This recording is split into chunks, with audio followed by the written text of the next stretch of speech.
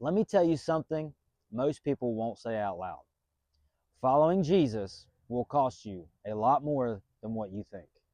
It's not just trying to give up your sin, but it's your comfort, your relationships, even part of yourself you didn't expect to lose. And if nobody has told you that before, you're not crazy for feeling the way you feel right now. A lot of us came into faith thinking it would make life easier, less stress, more peace, everything falling perfectly into place.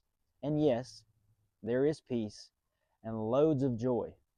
But there's also a side of following Jesus that nobody really talks about. That's the cost. Following Jesus means sacrifice. Not just obvious things, but some you didn't realize you'd have to sacrifice. It's choosing obedience when it would be easier to compromise. It's walking away from things you enjoy because deep down you know they're pulling you away from God. It's saying no when everyone else is saying yes.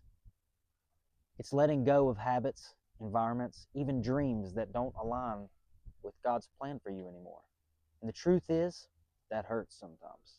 Because sometimes you're not just losing sin, you're losing what is familiar to you. And then there is loneliness. Nobody tells you how quiet it can get. You start changing, but the people around you don't. Conversations feel different. Priorities don't match anymore.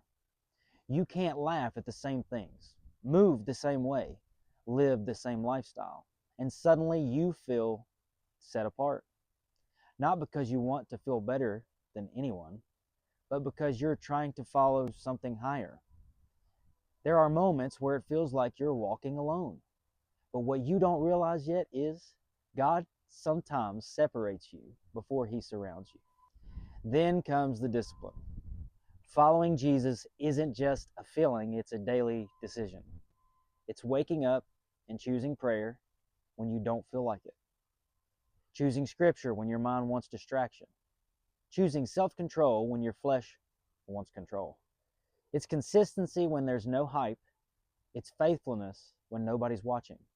And honestly, that kind of discipline isn't easy, but it's what transforms you. Don't struggle, because the hardest part isn't even what you lose on the outside.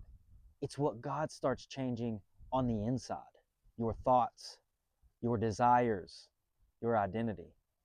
There's a tension between who you used to be and who God is calling you to become.